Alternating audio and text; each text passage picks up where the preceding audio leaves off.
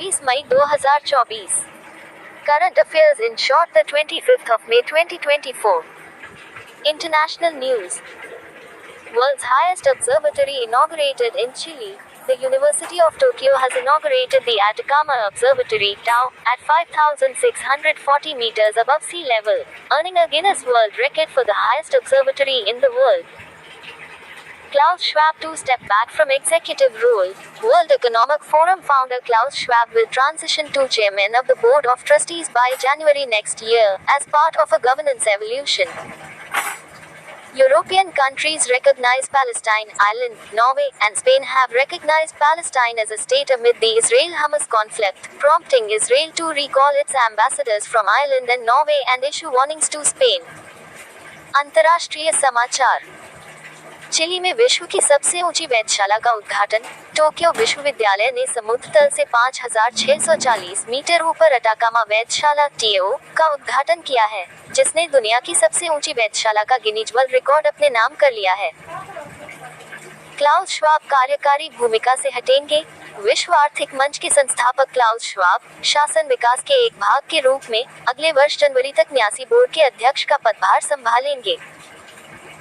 यूरोपीय देशों ने फिलिस्तीन को मान्यता दी। आयरलैंड, नॉर्वे और स्पेन ने इजरायल हमास संघर्ष के बीच फिलिस्तीन को एक राज्य के रूप में मान्यता दी है, जिसके कारण इजरायल ने आयरलैंड और नॉर्वे से अपने राजदूतों को वापस बुला लिया है और स्पेन को चेतावनी जारी की है। Banking news. HDFC Bank exits Protean EGovTech. HDFC Bank sold its entire 3.20% stake in Protean EGov Technologies for 150 crore rupees. Nippon India Mutual Fund acquired a 3.16% stake in the company. HSBC and SBI acquire stakes in CCIL-IFSC. HSBC and SBI each acquired 6.125% stakes in CCIL-IFSC Limited, valued at 6.125 crore rupees each, to enhance their presence in GIFT City. Banking समाचार। HDFC bank ने protein governance technologies में अपनी पूरी 3.20% हिस्सेदारी 150 करोड़ रुपए में बेच दी। Nippon India mutual fund ने कंपनी में 3.16% हिस्सेदारी खरीदी। HSBC और SBI ने CCIL-IFSC में हिस्सेदारी हासिल की। HSBC और SBI ने गिफ्ट सिटी में अपनी उपस्थिति बढ़ाने के लिए CCIL-IFSC लिमिटेड में 6.125% हिस्सेदारी हासिल की, जिसका मूल्य 6.125 करोड़ रुपए है। Business news. Mahindra Finance expands services. Mahindra or Mahindra Financial Services received a corporate agency license from IRDAI, allowing it to distribute insurance products. व्यापार समाचार। महिंद्रा फाइनेंस ने सेवाओं का विस्तार किया। Mahindra and Mahindra financial services को IRDAI से कॉर्पोरेट एजेंसी लाइसेंस प्राप्त हुआ, जिससे उसे बीमा उत्पाद वितरित करने की अनुमति मिल गई। Awards news. Srinivas R. Kulkarni honored with Shaw Prize. Indian origin scientist Srinivas R. Kulkarni received the Shaw Prize in astronomy for his pioneering work on millisecond pulsars and other astronomical phenomena. Jenny Erpenbeck wins International Booker Prize. German author Jenny Erpenbeck and translator Michael Hoffman won the International Booker Prize for the novel Kairos. पुरस्कार समाचार। Srinivas R. Kulkarni को शॉ पुरस्कार से सम्मानित किया गया। भारतीय मूल के वैज्ञानिक श्रीनिवास R. कुलकर्णी को मिलीसेकंड पल्सर और अन्य खगोलीय घटनाओं पर उनके अग्रणी कार्य के लिए खगोल विज्ञान में शॉ पुरस्कार मिला। जेनी एरपेनबेक ने जीता अंतर्राष्ट्रीय बुकर पुरस्कार। जर्मन लेखिका जेनी एरपेनबेक और अनुवादक माइकल हॉफमैन ने उपन्यास कैरोस के लिए अंतर्राष्ट्रीय बुकर पुरस्कार जीता। Science and technology news. Noise acquires SocialBot. Smartwatch brand Noise acquired the AI-powered women's wellness platform SocialBot to advance its smart ring innovations. विज्ञान एवं प्रौद्योगिकी समाचार। नॉइज ने SocialBot का अधिग्रहण किया। स्मार्टवॉच ब्रांड नॉइज ने अपने स्मार्ट रिंग नवाचारों को आगे बढ़ाने के लिए AI संचालित महिला कल्याण मंच SocialBot का अधिग्रहण किया। Sports news. Australia to host AFC Women's Asian Cup 2026.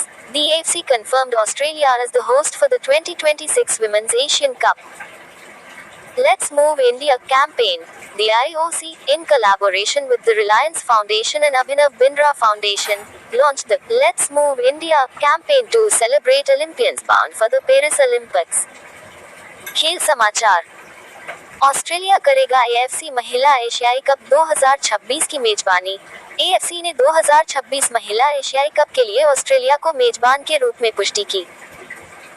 Let's move India अभियान। IOC ने रिलायंस फाउंडेशन और अभिनव बिंद्रा फाउंडेशन के सहयोग से पेरिस ओलंपिक में भाग लेने वाले ओलंपियनों के सम्मान में लेट्स मूव इंडिया अभियान शुरू किया। Ranks and reports news. Over 4,000 Gangetic dolphins in India. A report by the Wildlife Institute of India states there are over 4,000 Gangetic dolphins in the river basin, indicating successful conservation efforts. Rank और report समाचार।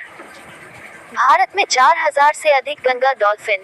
भारतीय वन्यजीव संस्थान की एक report में कहा गया है कि नदी बेसिन में 4,000 से अधिक गंगा डॉल्फिन हैं, जो सफल संरक्षण प्रयासों का संकेत है। Important days. International Day of the Markhor. The UNGA proclaimed May 24th as the International Day of the Markhor to promote conservation of the species.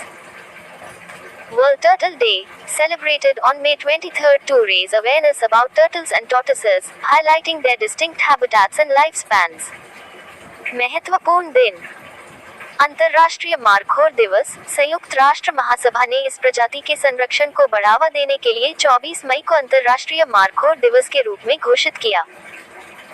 विश्व कछुआ दिवस। कछुओं और कछुओं के बारे में जागरूकता बढ़ाने तथा उनके विशिष्ट आवासों और जीवन काल पर प्रकाश डालने के लिए 23 मई को मनाया जाता है। Miscellaneous news. Thiruvananthapuram International Airport achieved zero waste to landfill.